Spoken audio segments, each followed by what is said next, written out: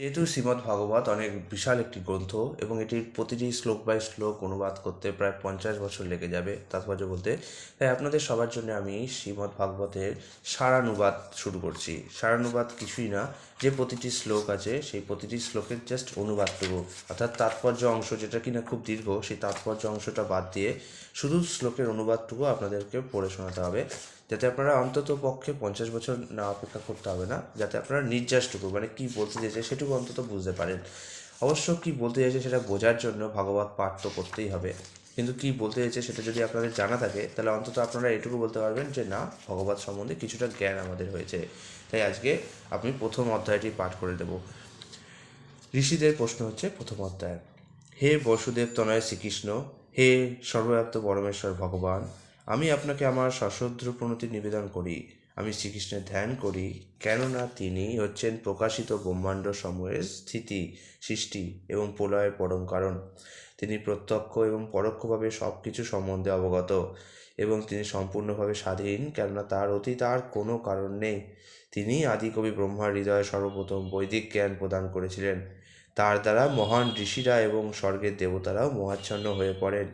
ঠিক যেভাবে মোহাচ্ছন্ন হয়ে পড়লে আগুনে জল দর্শন হয় অথবা জলে মাটি দর্শন হয়, তারই প্রভাবে জড়া প্রকৃতির 3টি গুণের মাধ্যমে জড়জগৎ সাময়িকভাবে প্রকাশিত হয় এবং তা অলিক হলেও সত্যবোধ প্রতিভাত হয়। তাই আমি সেই পরমেশ্বর ভগবান শ্রীকৃষ্ণের ধ্যান করি, যিনি জড়জগতের মোহ থেকে সম্পূর্ণভাবে মুক্ত, তার ধামে নিত্যকাল বিরাজ করেন। আমি তার ধ্যান করি, কেননা তিনিই হচ্ছেন পরম সত্য।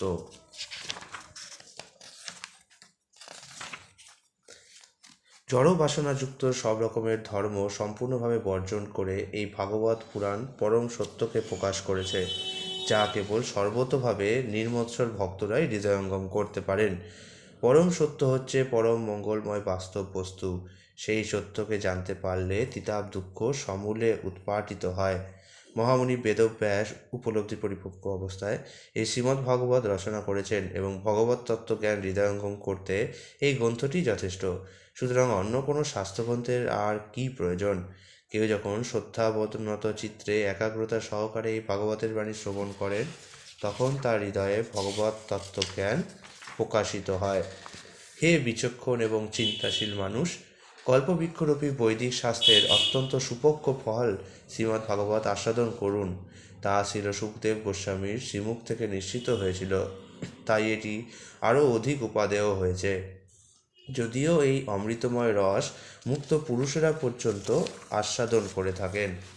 এক সময় সৈনক আদি ঋষিরা পরমেশ্বর ভগবান এবং তার ভক্তদের প্রীতি সাধনের জন্য বিষ্ণুতীর্থ নৈমিষারণ্যে সহস্র বর্ষব্যাপী এক যজ্ঞ অনুষ্ঠান করেছিলেন। একদিন প্রাতকালে সেই সৌনকাদি ঋষিরা হুতাগ্নিতে আহুতি প্রদান করে সমাদৃত আসনে উপবিষ্ট হয়ে শিলসুদ গোস্বামীকে শ্রদ্ধার সঙ্গে এই প্রশ্নগুলি জিজ্ঞাসা করেছিলেন। ঋষিরা বললেন, হে পরম সত্যেয় সুদ গোস্বামী, আপনি সম্পূর্ণরূপে নিষ্পাপ। আপনি মহাভারত আদি ইতিহাস সহ অষ্টাদশ পুরাণ এবং সমস্ত ধর্মশাস্ত্র সদ্গুরুর কাছে অধ্যয়ন করেছেন। শুধু তাই নয়, তা আপনি ব্যাখ্যাও করেছেন। হে সর্বপ্রবীণ বেদান্তবিদ সুদ গোস্বামী, আপনি ভগবানের অবতার। ব্যাসদেবের জ্ঞান প্রাপ্ত হয়েছেন এবং যে সমস্ত ঋষিরা ভৌতিক এবং আধিভৌতিক জ্ঞান পূর্ণরূপে লাভ করেছেন, তাদের কাছ থেকেও আপনি জ্ঞান প্রাপ্ত হয়েছেন। যেহেতু আপনি শ্রদ্ধাশীল এবং বিনীত, তাই আপনার গুরুদেবেরা বিশেষভাবে অনুগ্রহ করেছেন, কেননা স্নিগ্ধ স্বভাবসম্পন্ন অর্থাৎ প্রীতিশীল শিষ্যের কাছেই গুরুবর্গ অতি নিগূঢ় রহস্য ব্যক্ত করেন।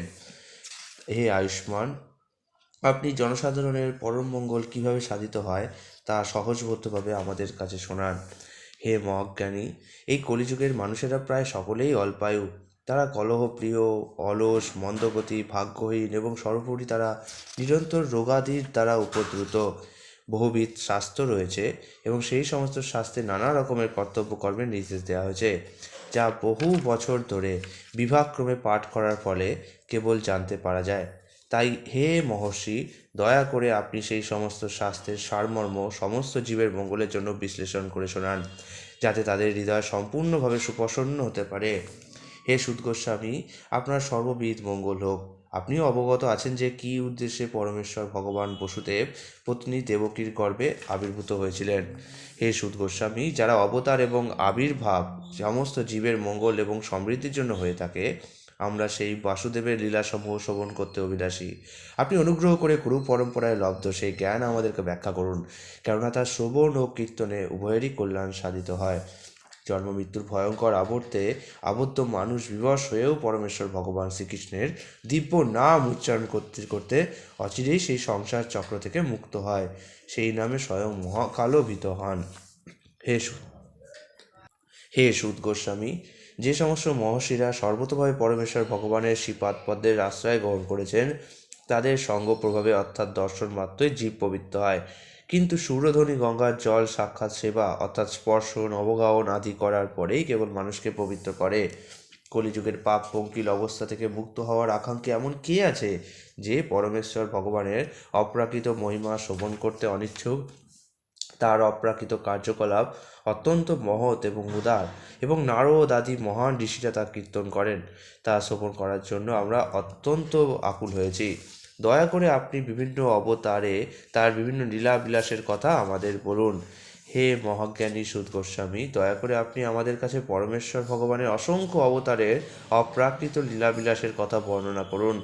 পরমেশ্বর ভগবান শ্রীকৃষ্ণের সেই পরম মঙ্গলময় লীলাবিলাস সম্পাদিত হয় তার চিৎশক্তি যোগমায়ার দ্বারা। উত্তম শ্লোকের দ্বারা বন্দিত হন যে পরমেশ্বর ভগবান, তার অপ্রাকৃত লীলা কথা যতই আমরা শ্রবণ করি না কেন আমাদের তৃপ্তি হবে না। যারা তার সঙ্গে সম্পর্কযুক্ত হওয়ার অপ্রাকৃত রস আস্বাদন করেছেন, তারা নিরন্তর তার লীলাবিলাসের রস আস্বাদন করেন। পরমেশ্বর ভগবান শ্রীকৃষ্ণ তার ভ্রাতা বলরামের সঙ্গে মনুষ্যরূপে লীলাবিলাস করেছেন, এবং এইভাবে তার স্বরূপ গোপন রেখে তিনি বহু অলৌকিক কার্যকলাপ সম্পাদন করেছেন। কলিযুগের আগমন হয়েছে জেনে আমরা এই বৈষ্ণব ক্ষেত্র নৈমিষারণ্যে দীর্ঘকাল ব্যাপী যজ্ঞ অনুষ্ঠানের জন্য এসে উপস্থিত হয়েছি। এখন আমাদের হরিকথা শ্রবণের অবসর লাভ হয়েছে। আমরা মানুষের সদ্গুণ অপহরণকারী কলিকাল রূপ তুর্লঙ্ক সমুদ্র উত্তীর্ণ হতে ইচ্ছুক, সমুদ্রের পরপারে গমন করতে ইচ্ছুক মানুষের কাছে কর্ণধার সদৃশ আপনাকেই বিধাতাই আমাদের কাছে পাঠিয়ে আপনার দর্শন লাভ ঘটিয়েছেন। পরমব্রহ্ম যোগেশ্বর শ্রীকৃষ্ণ সম্প্রতি তার নিত্য ধামে অন্তর্ধান রূপ অপকট লীলায় প্রবেশ করলে সনাতন ধর্ম কার শরণাপন্ন হয়েছে তা আমাদের বলুন। এটি ছিল শ্রীমদ্ভাগবতের প্রথম স্কন্ধের প্রথম অধ্যায় ঋষিদের প্রশ্নের সারানুবাদ। আগামীকাল আপনাদের দিব্য ভাব এবং দিব্য সেবার সারানুবাদটি দেব। সারানুবাদটি শুধুমাত্র এর অনুবাদ, এর তাৎপর্য নয়। তাৎপর্যের জন্য আপনাদের প্রতিটা শ্লোক বাই শ্লোক দেখতে হবে, তবে সারানুবাদ শুনে রাখলে পুরো ভাগবতের বিষয়ে আপনার এটি ধারণা করতে সুবিধা হবে। হরে কৃষ্ণ।